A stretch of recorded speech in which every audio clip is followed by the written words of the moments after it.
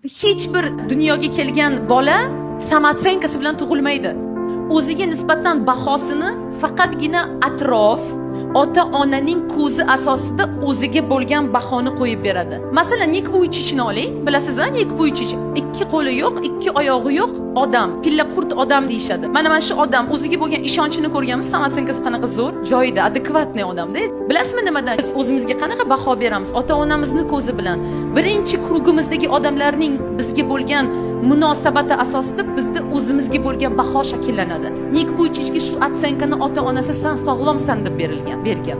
Kichkinaligidan san hamma kabisan, shunchaki seni Xudo boshqacha sevadi. U seni boshqa bolalarning orasida tezroq topishimiz uchun, sen yo'qolib qolmasliging uchun, seni topish osonroq bo'lishi uchun bizga yaxshi bo'lsin deb shunday yaratgan deb unga bolasiga shu narsani uqtirishgan.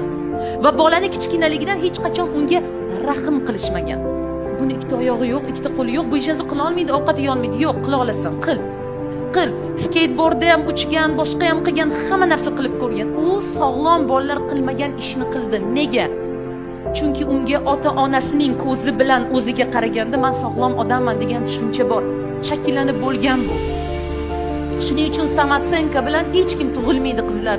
Biz o'zimiz samotsenkani bolalarimizga yuklaymiz. Ya'ni uning samotsenkasi qanaqa, mana o'ziga ishonchi past, o'ziga nisbatan juda neuverniy bolalardan doim so'rasangiz, gaplashsangizga ota-onasi demak shunday bergan ustanovkani qayerdadir.